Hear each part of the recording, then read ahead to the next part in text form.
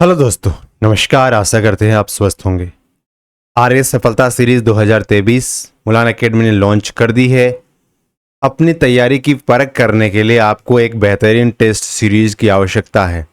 इसी को फुलफिल करने के लिए मुलान एकेडमी आपके लिए बेहद ही नॉमिनल सी कॉस्ट पे टेस्ट सीरीज लेके आई है। कहाँ एनरोलमेंट कर सकते हैं?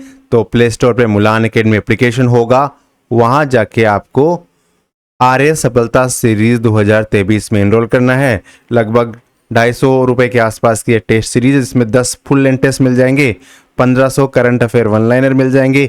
और करंट अफेयर वन लाइनर की बात करें, जो पिछले 15 महीने के करंट अफेयर के वन लाइनर, जो महत्वपूर्ण वन लाइनर है वो देख रहे थे, और हमने पहला वीडियो कल अपलोड कर दिया था। आज इसी कड़ी में यह दूसरा वीडियो है। तो चलिए शुरू करते हैं आज की वीडियो को। भारतीय रिजर्व बैंक के गवर्नर कौन है? भारतीय रिजर्व बैंक के गवर्नर तो शक्तिकांत दास है। ये वर्तमान में भारतीय रिजर्व बैंक के गवर्नर है। कौन है? आरबीआई के गवर्नर कौन है? शक्तिकांत दास। राष्ट्रीय बाल अधिकार संरक्षण आयोग, इसका अध्यक्ष कौन है? तो राष्ट्रीय बाल अधिकार संरक्षण आयोग का अध्यक्ष है, या इसकी अध्यक्षा है प्रियंका कानूनगो। क्या नाम है इनका? प्रियंका कानूनगो। प्रियंका कानूनगो का संबंध किससे है? तो ये राष्ट्रीय बाल अधिकार संरक्षण आयोग की अध्यक्ष है। आरबीआई के गवर्नर आपको पता ही है, शक्तिकांत दास साहब है, ये आरबीआई के गवर्नर है। हाल ही में शिक्षा मंत्रालय ने राष्ट्रीय पाठ्यक्रम की रूपरेखा तैयार करने के लिए एक समिति बनाई है, और उस समिति का नाम दिया है राष्ट्रीय संचालन समिति। क्या नाम दिया है? राष्ट्रीय संचालन समिति। किस पर्पज से बनाई गई है राष्ट्रीय संचालन समिति? तो राष्ट्रीय पाठ्यक्रम की एक रूपरेखा बनाने के लिए कहा गया है। तो यह समिति किसकी अध्यक्षता में बनाई जा रही है या गई है? तो इनका नाम है के कस्तूरी रंगन। के कस्तूरी रंगन की अध्यक्षता में राष्ट्रीय संचालन समिति का निर्माण किया गया है शिक्षा मंत्रालय के द्वारा, ताकि वो राष्ट्रीय पाठ्यक्रम की रूपरेखा स्पष्ट कर सके या रूपरेखा बता सके। अगले बिंदु को देखते हैं। संयुक्त राष्ट्र संघ ने जो अपने एसडीजी गोल्स है, जिसे हम सस्टेनेबल डेवलपमेंट गोल कहते हैं, इसका एडवोकेट नियुक्त किया है। किसे नियुक्त किया गया है? एसडीजी गोल का एडवोकेट किसे नियुक्त किया गया है?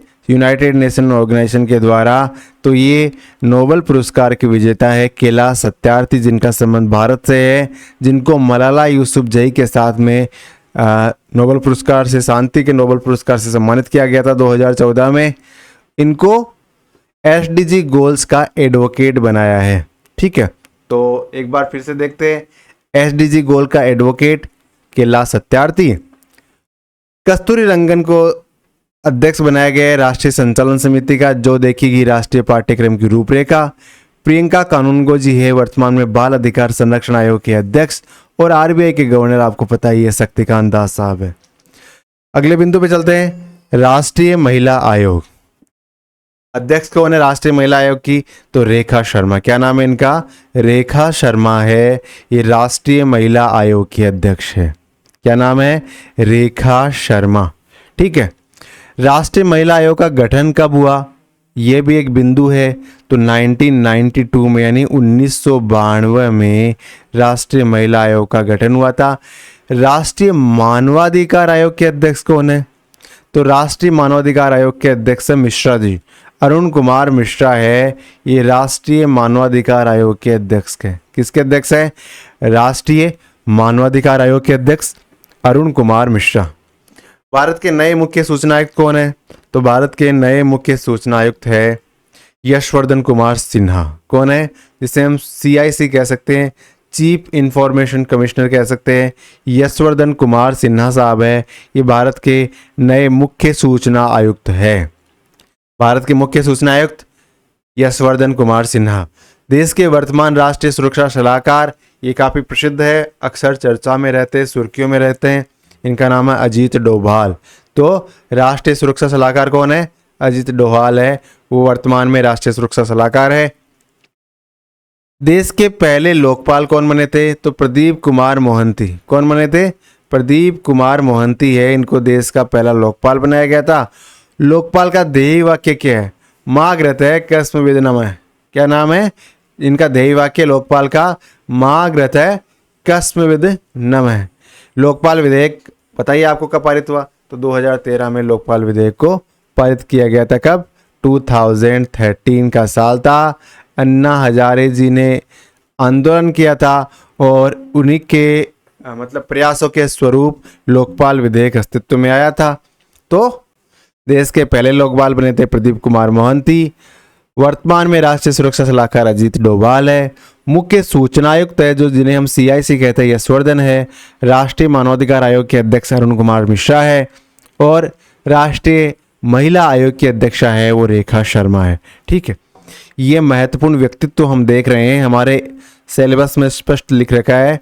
तो ये राष्ट्रीय स्तर पे जो करंट अफेयर से रिलेटेड व्यक्तित्व है जो अक्सर एग्जाम में प्रश्न 1-2 प्रश्न जरूर आते हैं। तो पिछले वीडियो में भी हमने यही चीज़ें देखी थी और इस वीडियो में भी महत्वपूर्ण व्यक्तित्व हम देख रहे हैं। प्रधानमंत्री मोदी प्रोजेक्ट टाइगर के 50 वर्ष पूरे होने पर, यानी प्रोजेक्ट टाइगर है वो आपको पता है 1 अप्रैल 1973 को शुरू किया गया था। कब शुरू किया गया? 1 अप्रैल 1973 को प्रोजेक्ट टाइगर शुरू किया गया और इस साल इसके 50 वर्ष पूरे हुए।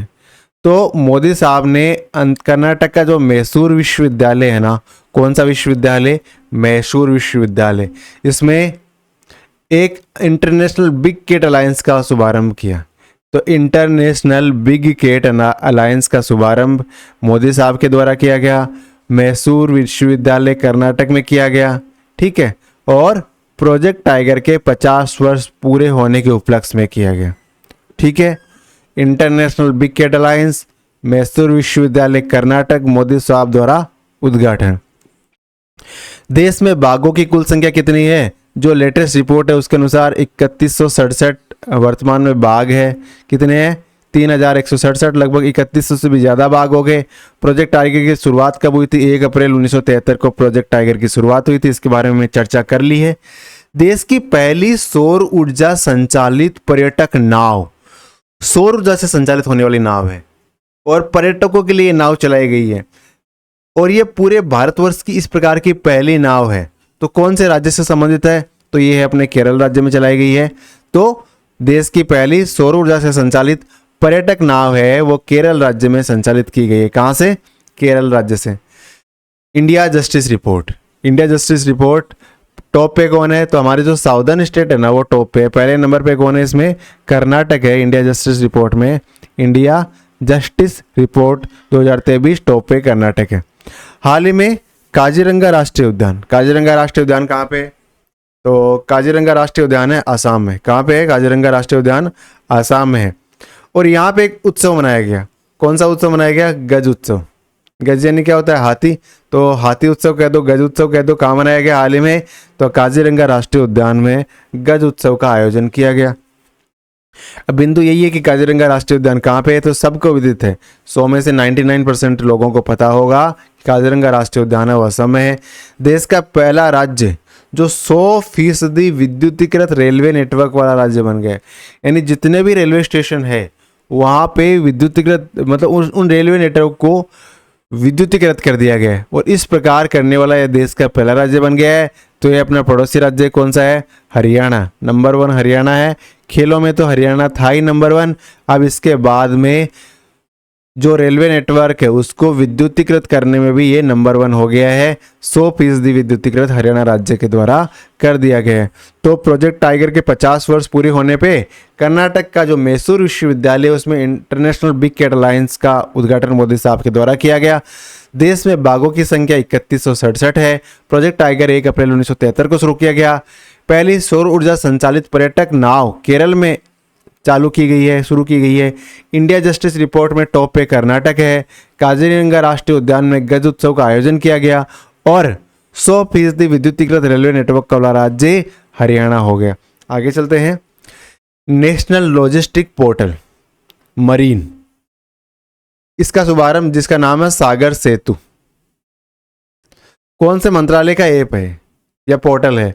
सागर सेतु पोर्टल है, लॉजिस्टिक पोर्टल है और केंद्रीय पोत परिवहन और नौवहन मंत्रालय का ये किसका है?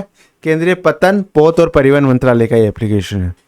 हाल ही में दिल्ली बाल अधिकार संरक्षण आयोग ने चिल्ड्रन चैंपियन अवार्ड 2023 किसे दिया गया? तो एक अवार्ड है children champion award 2023। Children champion award 2023 किसके द्वारा दिया जाता है? तो दिल्ली बाल अधिकार संरक्षण आयोग के द्वारा दिया जाता है। तो ये चिल्ड्रन चैंपियन अवार्ड 2023 से किसे नवाजा जाएगा इस बार? तो तपोवन है। तपोवन एक एनजीओ है और उसको ये अवार्ड दिया गया है। कहाँ से संबंध करता है तपोवन? तो ये असम राज्य से संबंधित करता है। यानी तपोवन जो अपना कार्य क्षेत्र रख रखा है, इसने असम में ये कार्य करता है। इसको चिल्ड्रन चैंपियन अवार्ड 2023 दिया गया है। और किसके द्वारा दिया गया है? तो इसका आंसर क्या होगा? इसका आंसर होगा दिल्ली बाल अधिकार संरक्षण आयोग के द्वारा। किसके द्वारा? दिल्ली बाल अधिकार संरक्षण आयोग के द्वारा ये अवार्ड दिया गया। किसे? तपोवन एनजीओ को। हाल ही में प्रधानमंत्री नरेंद्र मोदी ने वन वर्ल्ड टीबी शिखर सम्मेलन, वन वर्ल्ड टीबी शिखर सम्मेलन का आयोजन किया। कहाँ पे किया? तो देखो, टीबी मुक्त राजस्थान तो बनाना ही है, टीबी मुक्त भारत भी बनाना है। और इसी क्रम में वन वर्ल्ड टीबी शिखर सम्मेलन, इसका आयोजन किया गया। कहाँ पे? तो ये वाराणसी में किया गया। कहाँ पे? वाराणसी में किया गया। भारत का पहला एग्री चैटबॉट, भारत का पहला एग्री चैटबॉट कौन सा है? अम्मा कुराई। क्या है? अम्मा कुराई। किसने लॉन्च किया अम्मा कुराई? तो ये ओडिशा राज्य ने लॉन्च किया। अम्मा कुराई जो चैटबॉट है, पूरे भारतवर्ष का पहला एग्री चैटबॉट है, ये ओडिशा राज्य ने शुरू किया है। और इस प्रकार का ये पूरे भारतवर्ष का पहला चैटबॉट है। भारत का पहला केबल आधारित रेलवे पुल कौन सा है? यानी रेलवे पुल बनाया गया है और वो केबल पे बेस्ड रेलवे पुल है। तो ये बनाया गया है जम्मू कश्मीर में। और कौन सी नदी पे बनाया गया है? तो नदी का नाम है अंजी नदी। क्या नाम है? अंजी नदी पे बनाया गया है। जम्मू कश्मीर में बहती अंजी नदी। और केबल आधारित रेलवे पुल, और ये केबल आधारित पहला रेलवे पुल है भारत में। ठीक है, तो इसका आंसर क्या हो गया? भारत का पहला केबल आधारित रेलवे पुल अंजी नदी जम्मू कश्मीर में बनाया गया है। अब कितना लंबा है ये पुल? तो इस पुल की लंबाई है 473.25 मीटर। कितनी है? 473, यानी लगभग 550 मीटर है। कितना है? लगभग 550 मीटर लंबा ये पुल है। कौन सी नदी पे? अंजी नदी पे। कौन से राज्य में? जम्मू कश्मीर में। तो अंजी नदी कहाँ बहती है बताओ? तो अंजी नदी बहती है अपने प्यारे भारत के उत्तरी पार्ट, उत्तरी जिले जम्मू कश्मीर में। Global fire power report 2023। ठीक है, अब ये बताता है कि दुनिया की सैन्य शक्ति में भारत कौन से नंबर पे है। तो ग्लोबल फायर पावर रिपोर्ट 2023 के अनुसार भारत है सैन्य शक्ति के अनुसार पूरे वर्ल्ड में चौथे नंबर पे। कौन से नंबर पे? 4th रैंक पे आता है अपना प्यारा Bharat global fire power index 2023 के अनुसार। ठीक है, एशिया का सबसे बड़ा टेलीस्कोप कहाँ स्थापित किया गया है? पूरे एशिया का सबसे बड़ा टेलीस्कोप स्थापित किया गया है देवीस्थल पे। और देवीस्थल कहाँ पड़ता है? उत्तराखंड में। तो एशिया का सबसे बड़ा टेलीस्कोप, एशिया का सबसे बड़ा टेलीस्कोप देवीस्थल में स्थापित किया गया है, जो उत्तराखंड में पड़ता है। राष्ट्रपति द्रौपदी मुर्मू ने अंतर्राष्ट्रीय धर्म धम्म सम्मेलन का आयोजन किया। अंतर्राष्ट्रीय धर्म धम्म सम्मेलन का आयोजन किया गया भोपाल में। उद्घाटन किसके द्वारा किया गया? द्रौपदी मुर्मू के द्वारा। तो धर्म धम्म सम्मेलन, भोपाल और द्रौपदी मुर्मू, ये दो चीजें आपको याद रखनी है। 23वें राष्ट्रमंडल विधि सम्मेलन का आयोजन, राष्ट्रमंडल का विधि सम्मेलन कहाँ आयोजन किया गया? गोवा में आयोजित किया गया। और गोवा के राज्यपाल कौन है? PS श्रीधरन है, वर्तमान में गोवा के राज्यपाल है। कौन है? PS श्रीधरन। ठीक है, PS श्रीधरन क्या है? गोवा के वर्तमान में राज्यपाल है। 23वें राष्ट्रमंडल विधि सम्मेलन का आयोजन कहाँ पे किया गया? गोवा में किया गया। राष्ट्रपति मुर्मू ने अंतर्राष्ट्रीय धर्म धम्म सम्मेलन का उद्घाटन भोपाल में किया। एशिया का सबसे बड़ा टेलीस्कोप देवीस्थल उत्तराखंड में लगाया गया है। ग्लोबल फायर पावर रिपोर्ट के अनुसार भारत दुनिया में सैन्य शक्ति के मामले में चौथे नंबर पे है। और भारत का पहला केबल आधारित रेलवे पुल अंजी नदी पे, जो जम्मू कश्मीर है, वहां बनाया गया है, जिसकी लंबाई 473 मीटर है। केंद्रीय सड़क परिवहन मंत्री कौन है? नितिन गडकरी। भारत के पहले और दुनिया के दूसरे 100% मैथनॉल संचालित बसों का अनावरण किया। यानी ऐसी बसें जो पूरी तरह से मैथनॉल पे संचालित है, और इस प्रकार क्या ये दूसरी है, भारत में तो मतलब पूरी दुनिया में दूसरा नंबर पे आता है। भारत में इस प्रकार की, मतलब भारत से इससे पहले पूरी दुनिया में एक ही बार मेथनॉल संचालित बसों का अनावरण किया गया था, अब दूसरा भारत में हो रहा है, लेकिन भारत में इस प्रकार का पहला हो गया। लेकिन कहाँ पे संचालित की जा रही है मेथनॉल ब्लेंडेड जो बसें हैं, मेथनॉल संचालित बसें हैं, वो बेंगलुरु में संचालित की जा रही है। कहाँ पे? बेंगलुरु में। काशी, जिसे हम वाराणसी भी कहते हैं, वो संघाई सहयोग संगठन की पहली पर्यटन और सांस्कृतिक राजधानी घोषित की गई। ठीक है, संघाई सहयोग संगठन की पहली पर्यटन और सांस्कृतिक राजधानी काशी, जिसे वाराणसी के नाम परिवर्तित कर दिया गया है। एससीओ में वर्तमान में 8 देश है। संघाई कॉरपोरेशन ऑर्गेनाइजेशन जिसकी हमने बात करी, इसके 8 सदस्य कौन कौन है? China, Bharat, Kazakhstan, Kyrgyzstan, Russia, Pakistan, Tajikistan और उज्बेकिस्तान। क्या भारत इसका संस्थापक सदस्य था? नहीं। 2017 में भारत और पाकिस्तान इसके सदस्य बने हैं और वर्तमान में 8 देश एससीओ के पार्टनर है। और अध्यक्ष, इस बार अध्यक्ष कौन है? संघाई सहयोग संगठन का भारत है। और इस बार जो संघाई सहयोग संगठन की जो महत्वपूर्ण वार्षिक शिखर सम्मेलन होता है वो कहाँ पे होगा? अपने नई दिल्ली में होगा। छाऊ नृत्य, छाऊ नृत्य का संबंध कहाँ से है? तो मयूरभंज से। मयूरभंज कहाँ पड़ता है?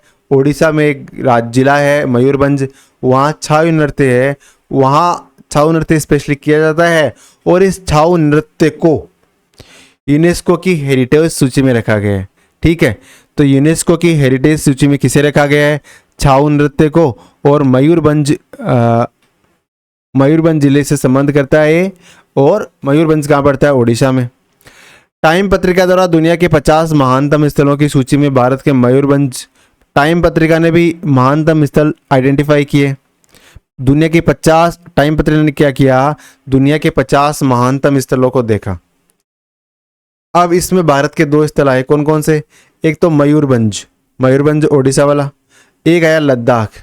ठीक है, तो इस प्रकार टाइम पत्रिका के 2 स्थल जो पूरी दुनिया में शामिल किए गए हैं, पूरी दुनिया के 50 स्थलों में भारत के 2 स्थल शामिल किए गए। कौन से? मयूरभंज ओडिशा का और लद्दाख। आगे चलते हैं, राष्ट्रीय खेल विश्वविद्यालय की स्थापना कहाँ की गई? तो राष्ट्रीय खेल विश्वविद्यालय की स्थापना की गई है इम्फाल में।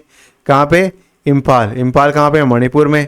तो इम्फाल कैपिटल है मणिपुर की, वहाँ पे राष्ट्रीय खेल विश्वविद्यालय की स्थापना की गई है। और मणिपुर से संबंध किसका है? एक एथलीट है, उनका नाम है मैरी कॉम। इनका संबंध भी कहाँ से है? मणिपुर से। दुनिया का सबसे लंबा रेलवे स्टेशन? तो श्री सिद्धस्थ स्वामी जी रेलवे स्टेशन है। कहाँ पे सिद्धस्थ स्वामी जी रेलवे स्टेशन? ये हुबली कर्नाटक में है। और दुनिया का सबसे लंबा रेलवे स्टेशन है ये, भारत का सबसे लंबा रेलवे स्टेशन ही नहीं है, भारत का तो है ही है, दुनिया का सबसे लंबा रेलवे स्टेशन है। कितनी लंबाई है इस रेलवे स्टेशन की? तो श्री सिद्धस्थ स्वामी जी रेलवे स्टेशन की लंबाई है 1507 मीटर, यानी लगभग 1.5 किलोमीटर लंबा रेलवे स्टेशन है। भारत के प्राचीन विश्वविद्यालय को यूनेस्को के द्वारा दुनिया की पहली लिविंग हेरिटेज यूनिवर्सिटी घोषित किया गया है। ठीक है, लिविंग हेरिटेज यूनिवर्सिटी। तो विश्व भारती यूनिवर्सिटी है ना कोलकाता की, इसको यूनेस्को ने दुनिया की पहली लिविंग हेरिटेज यूनिवर्सिटी घोषित किया गया है। तो प्रश्न बनेगा, यह डेफिनेटली प्रश्न आएगा एग्जाम में, आरएस एग्जाम में आने वाला प्रश्न, लिख के ले लो ये प्रश्न ना आए तो, कि पहली लिविंग हेरिटेज यूनिवर्सिटी कौन सी है? वह है विश्व भारती यूनिवर्सिटी जो कोलकाता में अवस्थित है। अच्छा, ये विश्व भारती यूनिवर्सिटी है, इसकी स्थापना किसके द्वारा की गई? तो नोबेल पुरस्कार से सम्मानित गुरुदेव रविंद्रनाथ टैगोर ने इस विश्वविद्यालय की स्थापना की। कब की? तो विश्व भारती की स्थापना की गई थी 1921 में, और इसको अब अक्लेमेशन मिल रहा है। यूनेस्को ने इसे पहली लिविंग हेरिटेज यूनिवर्सिटी घोषित किया है पूरी दुनिया की। 12वां विश्व हिंदी दिवस सम्मेलन, 12वां विश्व हिंदी सम्मेलन कहाँ आयोजित किया गया? तो ये नाडी जगह पड़ती है फिजी में। ठीक है, नाडी जगह कहाँ पड़ती है? फिजी। वहां पे 12वां विश्व हिंदी सम्मेलन का आयोजन किया गया। आर्टिफिशियल इंटेलिजेंस पे आधारित कौन सा नया चैटबॉट जो आधार से संबंधित है लॉन्च किया गया है? उसका नाम है आधार मित्र। आधार मित्रा, आधार मित्रा आर्टिफिशियल इंटेलिजेंस पे आधारित एक चैटबॉट है। और वर्तमान में जो UIDAI है, इसके अध्यक्ष कौन है? तो UIDAI के यानी वर्तमान में भारतीय विशिष्ट पहचान प्राधिकरण के अध्यक्ष कौन है? सौरभ गर्ग साहब है। कौन है? सौरभ गर्ग। ठीक है, हम पिछले 15 माह के करंट अफेयर ले रहे हैं, ध्यान रखना। पिछले 15 महीने के जो महत्वपूर्ण करंट अफेयर है उसके लगभग 1500 से 2000 करंट अफेयर वन लाइनर लाने का प्रयास करेंगे, ताकि RAS के जो करंट अफेयर सेगमेंट के बहुत सारे प्रश्न आते हैं, 25 प्लस प्रश्न आ जाते हैं कई बार। तो 150 में कितना परसेंट हो गया? 25 150 6 16 सही 2/3% पोर्शन सिर्फ करंट अफेयर से आ रहा है। ठीक है, तो इस प्रकार हम देखते हैं कि ये अब बहुत ज़्यादा इंपॉर्टेंस लिए हुए हैं। तो अगर 25 में से हम 15 प्रश्नों को सही करके भी आते हैं तो हमारा RS प्री आसानी से निकलने की संभावनाएं बढ़ जाती है। एरो इंडिया 2023 के 14वें द्विवार्षिक संस्करण का आयोजन कहाँ किया गया? तो एरो इंडिया 2023 के 14वें द्विवार्षिक संस्करण का आयोजन बेंगलुरु में किया गया। कहाँ पे? बेंगलुरु में। देश की सबसे बड़ी हेलीकॉप्टर कंपनी की फैक्ट्री, हेलीकॉप्टर बनाने की फैक्ट्री कहाँ पे है? तो ये तुमकुरू में। कहाँ पे? तुमकुरू में स्थापित की गई है। देश के पहले परमाणु संयंत्र की स्थापना के लिए फतेहाबाद हरियाणा का चयन किया गया। देश का पहला परमाणु संयंत्र कहाँ लगाया जाएगा? फतेहाबाद में। और फतेहाबाद कहाँ? हरियाणा में। अमित शाह द्वारा शिवाजी महाराज के जीवन पर आधारित थीम पार्क, जिसे शिव सृष्टि कहा गया है, के पहले चरण का उद्घाटन किया। तो शिव सृष्टि क्या है? तो शिव सृष्टि जो छत्रपति शिवाजी महाराज है उनके जीवन पे आधारित एक थीम पार्क है, और इसका उद्घाटन किसके द्वारा किया गया? अमित शाह के द्वारा इसका उद्घाटन किया गया। विश्व की सबसे बड़ी टीका निर्माता कंपनी कौन सी है? Serum institute. और इसका एक केंद्र खोला गया हाल ही में। कहाँ पे? हैदराबाद में। तो सीरम इंस्टीट्यूट का नया केंद्र कहाँ खोला गया है?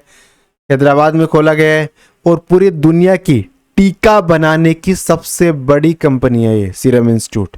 और अब देखो, कोविशील्ड है ना, जो कोविड-19 की वैक्सीन थी, हमारे भारतवर्ष में 2 वैक्सीन काफ़ी चर्चा में रही।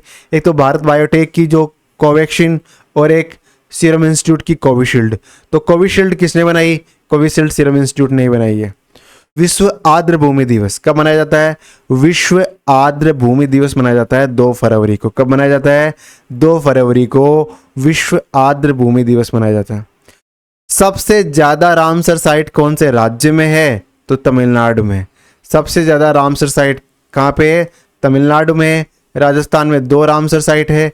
नितिन गडकरी द्वारा दुनिया के सबसे बड़े दिव्यांग पार्क, उसका नाम है अनुभूति समावेशी पार्क, उसकी आधारशिला रखी गई। कहाँ पे? नागपुर में। तो अनुभूति समावेशी पार्क क्या है? तो एक ये दिव्यांग पार्क है।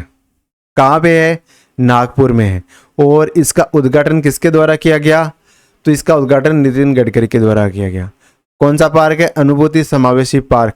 तो ये दुनिया का अपने तरह का पहला समावेशी विकलांग पार्क है, और जिसे नागपुर में स्थापित किया गया है। तो प्रश्न इस प्रकार बन सकता है एग्जाम में, अनुभूति समावेशी पार्क का संबंध है, तो ऑप्शन में दे देंगे दिव्यांगों से या योग से। तो इसमें आपको आइडेंटिफाई करना होगा बाद में।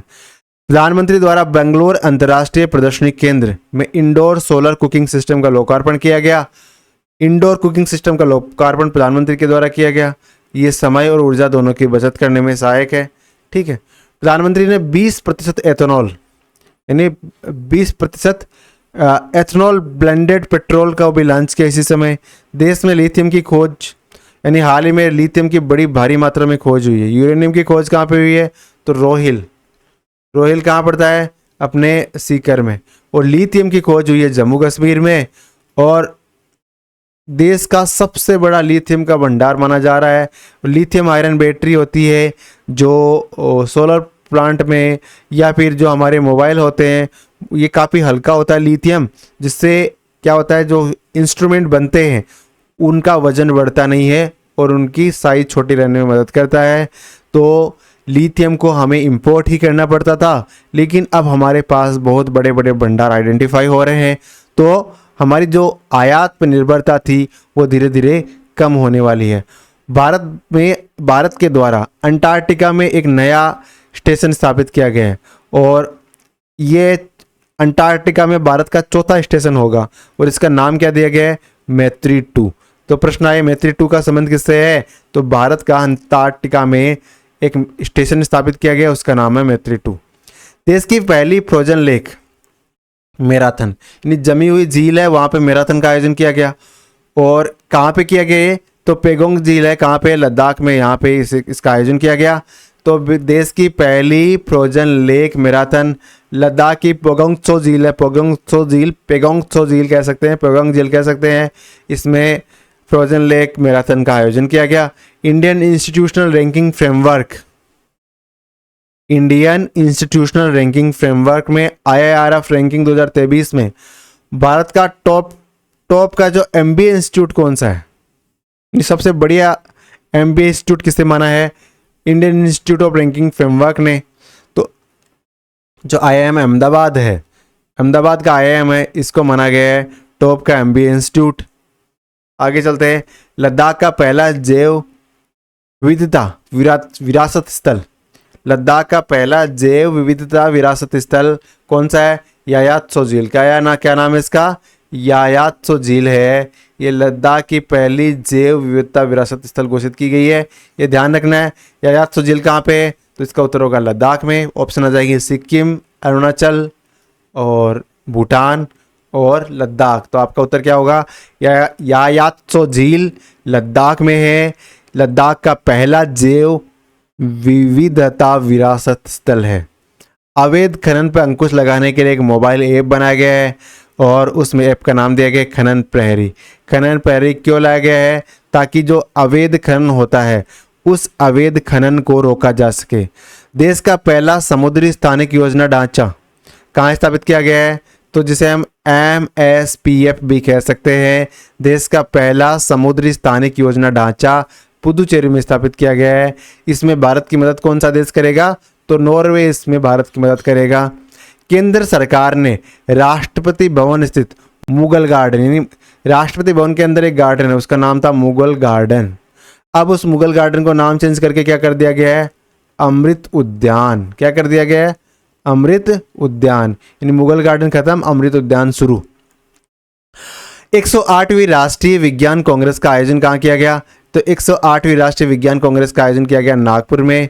नागपुर महाराष्ट्र के अंदर इसका आयोजन किया गया। इस बार कितने नंबर की विज्ञान कांग्रेस थी? तो इस बार की 108वें नंबर की विज्ञान कांग्रेस थी। ठीक है, आगे चलते हैं।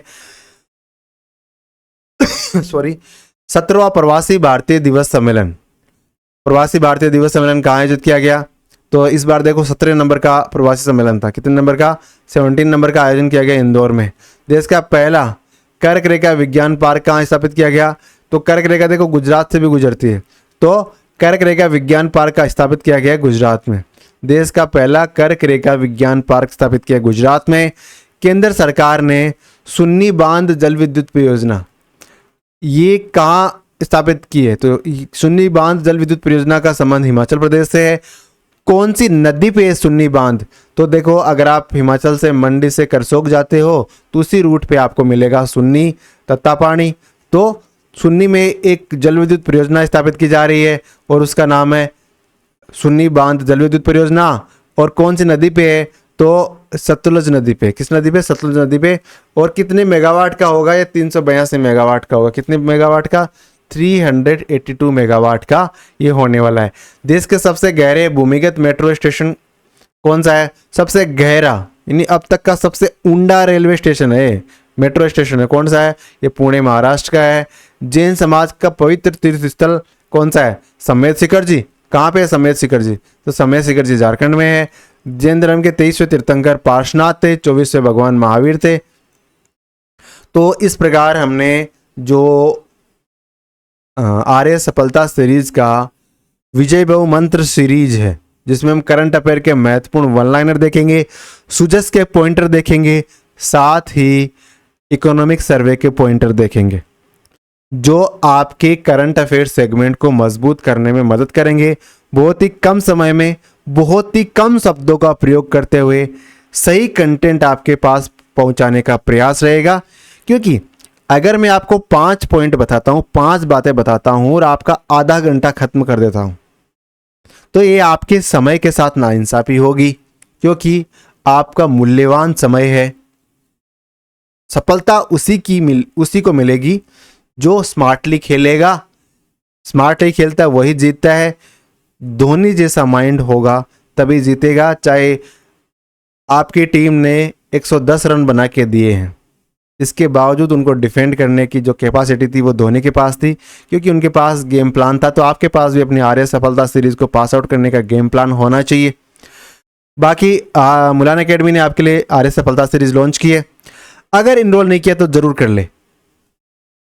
18, 19, 20 आपको जो टेस्ट सीरीज है वो 250 रुपये में मिल जाएगी। कितने में? 250 रुपये में, क्योंकि 150 रुपये का कूपन कोड आपको वहाँ पे अवेलेबल हो जाएगा। अन्यथा जो कॉस्ट है वो 400 है, और वैसे 400 भी ज़्यादा नहीं है, लेकिन 250 तो उससे भी कम है ना। तो फिर जरूर जाओ, 220-30 रुपये के आसपास आपको कॉस्ट लगने वाली है। अभी इनरोल करो। और अपने टेस्ट की क्वालिटी आपको पता ही है, क्योंकि 3 टेस्ट हमने यूट्यूब पे वीडियो दिया है। तो वीडियो में प्रश्न आ रहे हैं, प्रश्न की व्याख्या आ रही है, तो आपको समझ में आ जाएगा कि प्रश्न कैसे है, उनकी व्याख्या कैसे है। Thank you, all the best.